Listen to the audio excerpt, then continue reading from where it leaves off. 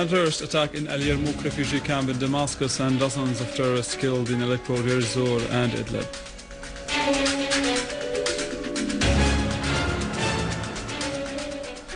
Lavrov from Cairo.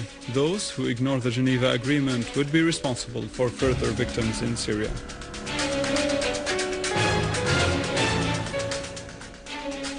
And Israeli forces of occupation kill a Palestinian youngster in the Gaza Strip.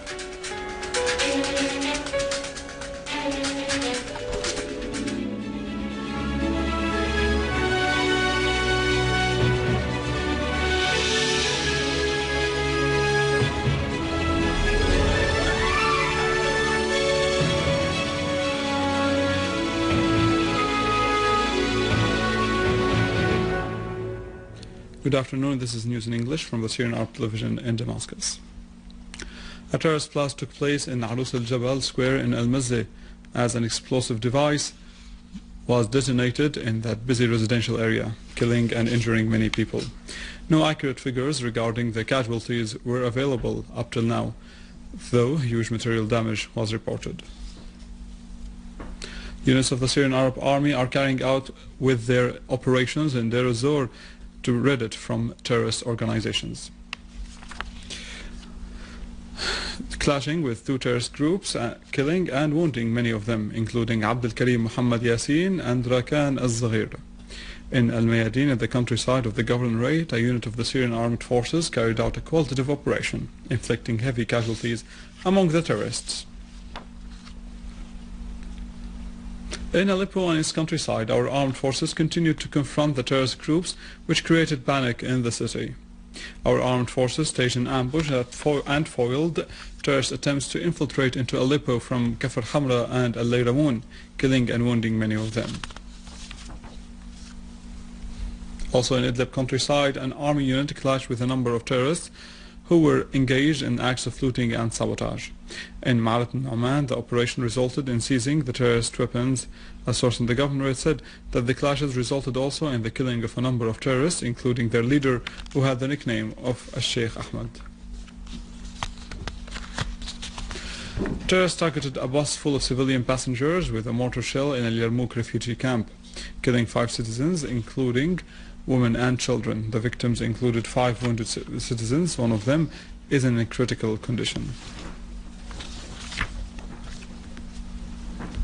A suicide bomber blew himself up in the car he was driving today near the center of rural development in Azyara district in Al-Ghab, Hama countryside, killing and wounding a number of people and inflicting severe material damage. An official source said, according to preliminary information, 2 people were killed and 10 others were injured as a result of the terrorist blast. The source added that the terrorists used an estimated ton of severe explosives to carry out this attack.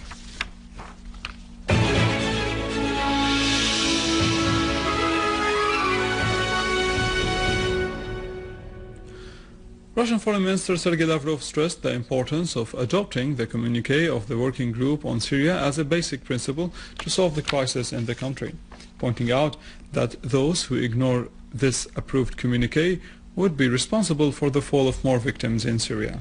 In a joint press conference with his Egyptian counterpart, Mohammed Kamel Amrou, he pointed out that some signatories of the Geneva communiqué were trying to wriggle out of the responsibility to exert pressure on the opposition to stop violence and to sit at the table of dialogue to find a political solution to the crisis.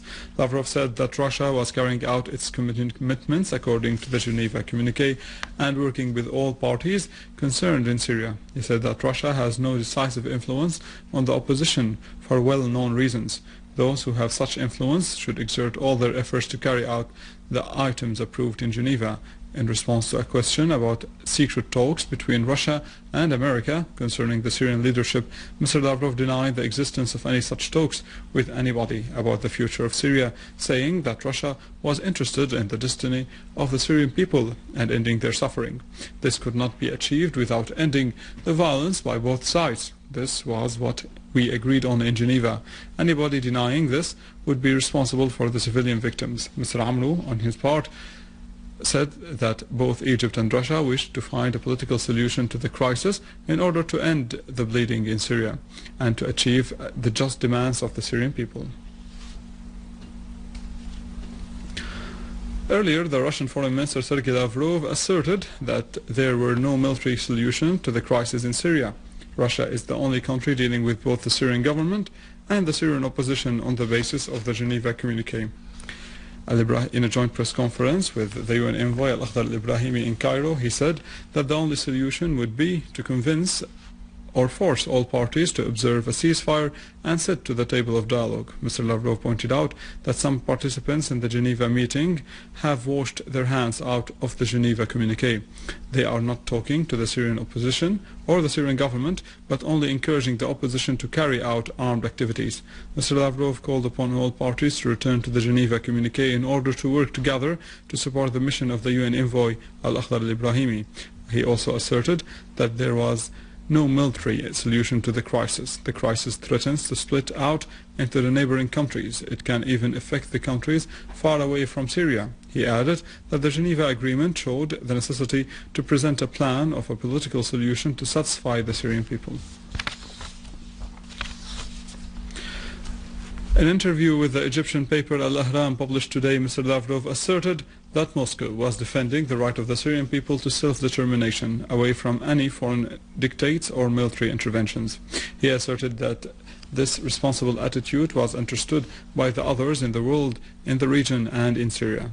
He pointed out that, contrary to many international and regional players, Russia continued its contacts with the Syrian government and a large sector of the opposition forces, and continuing its efforts to reach a political solution to the crisis. He stressed that if all the signatories of the Geneva Agreement put pressure on the opposition groups in Syria to stop fighting and to start a dialogue, the chances of success of Al-Akhdar al-Ibrahimi's mission in his mission would be greater.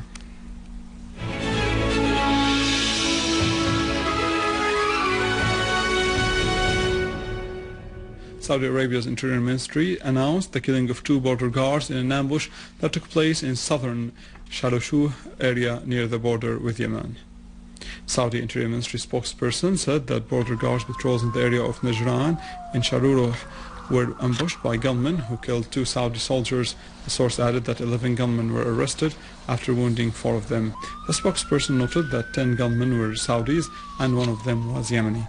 The killing of 2 Saudi soldiers came a few days after a fuel tank exploded in Riyadh, killing 26 people and injuring 130 others. Informed media sources suggested that the explosion was caused by a terrorist bombing, while another explosion set out in a fire in a hotel in Mecca.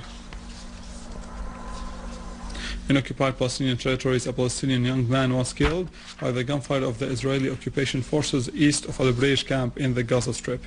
The Israeli occupation forces prevented medical aid from reaching the place and kept the young man bleeding for 6 hours until he died. The Israeli aggression on Al-Brej went on with firing of light flares as an Israeli helicopter was flying overhead, while thick gunfire was launched from Israeli military towers to hit the Palestinians' houses. The press secretary of the Russian President Dmitry Peskov asserted that the Russian President Vladimir Putin was seriously considering the problem of the Church of the Holy Sepulchre in occupied Jerusalem. He pointed out that Russia would not remain silent after having received a letter seeking help from the Jerusalem Patriarch Theophilus III after Israel imposed a restriction on the accounts of the Roman Orthodox Patriarchate. The spokesperson of the Patriarchate, Father Isa Elias Muslieh, hinted that the church might be closed if the leaders of the world did not respond to its calls against the measures of the Israeli occupation against the church and against occupied Jerusalem. In Libya, Britain closed its consulate in Benghazi and moved all its belongings to the British embassy in Tripoli. The move came after the attack on the U.S. consulate building in Benghazi on the 11th of last September, which killed 4 U.S. diplomats, including Ambassador Christopher Stevens. On the other hand, clashes continued between rival Libyan militia groups in Tripoli amid deteriorating security situation, as at least 5 people were wounded in yesterday's gun battles.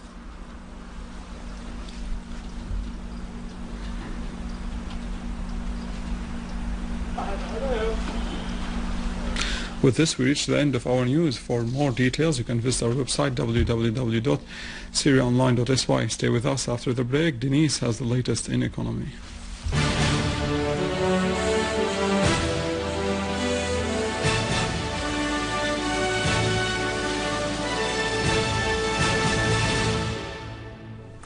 Ladies and gentlemen, good afternoon. Concluding the second round of the Joint Economic Committee, Syria and the Democratic People's Republic of Korea signed 3 memoranda of understanding for cooperation in the fields of environment protection, free zones, agricultural scientific research, and the first executive program for tourism cooperation between the two countries, which was signed in 2009, as well as the executive program for cooperation in the field of information and communication and the development of exchange of expertise in the domain of open source software and data security. The Minister of Economy and Foreign Trade, Dr. Mohammed Zafir, asserted that Exports Promotion Committee needs to have a set of quality standards for the exporting companies because of the relations between the developed countries is based on confidence and international certificates. During the board's meeting that was held today, the minister also said that this is necessary, especially as there were many exporting companies that didn't apply to these standards, expressing, on the other hand, his satisfaction with the committee's work. He also suggested establishing a bank for the foreign trade in all the countries, and that would be a positive step to activate the foreign trade sector without facing the export financing difficulties from other banks, as this would reduce the loan financing expenses to support the exports. The Minister of Transportation, Mohammed Saeed, asserted that the rehabilitation of means of transportation is being implemented and this will support the flow of traffic on various roads. He also emphasized that the current projects are short-term and they will raise the readiness of the transport system and improve its work and serve all the economic sectors. The minister also pointed out the ministry aims at developing the ship's dock at the ports by expanding one of them so that they will receive some larger ships. Minister of Industry Adnan Al-Sukhni asserted that the general economic companies are facing difficulties on many levels, such as replacement, renovation, industrial and production activities, in addition to the development of products and line of productions, as the result of the economic sanctions imposed on Syria and its establishments, pointing out that the ministry is seriously looking for solutions to find the best development programs. Al-Sukhni said that they are facing real challenges due to the current conditions and the difficulty in providing all the requirements for production and the transport means for workers and goods. In addition to the economic embargo and the inability to provide modern technologies to keep in line with the needs of the market. He also pointed out that all the institutions and companies should assume their responsibilities due to these conditions and work as possible to overcome the constraints and continue production to preserve the factories and companies that are considered the gains of the Syrian people.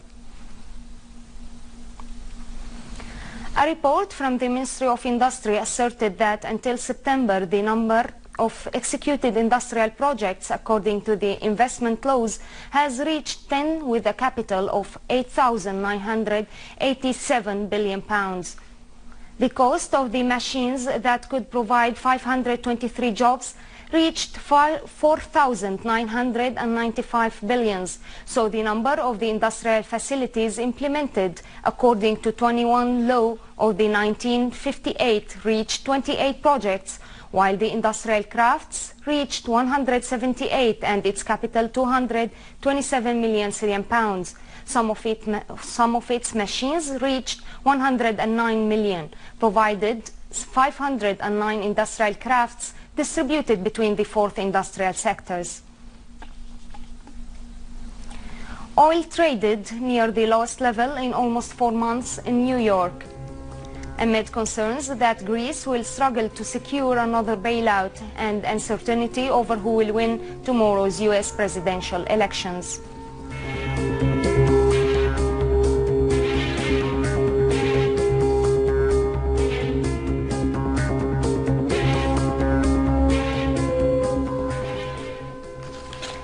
The Standard & Poor's 500 index rose in a three-day trading week as the market reopened after Hurricane Sandy and American voters prepared to choose a president. The European stocks fell the most in a week as some companies reported earnings that disappointed investors. The Japanese stocks fell, halting a three-day gain as Sharp Company dropped on speculations that the electronics maker will seek a bailout after forecasting a record loss.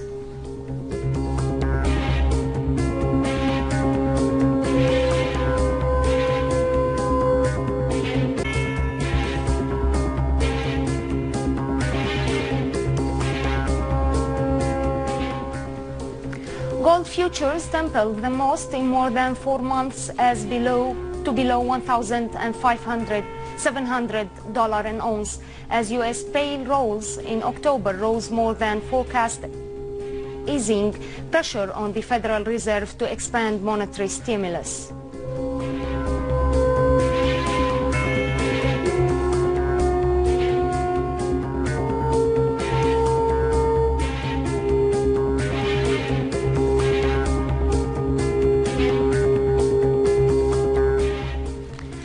Fell to the lowest in almost 8 weeks against the dollar, amid concerns that Greece will struggle to win bailout funds, risking the nation's future in the European currency bloc.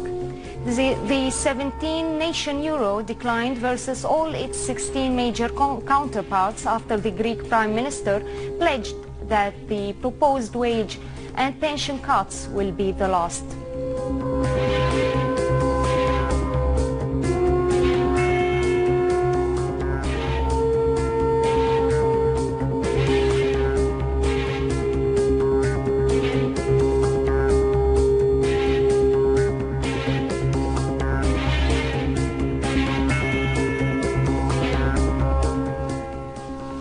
Ladies and gentlemen, this was our economic news for today. Thank you for watching. Goodbye.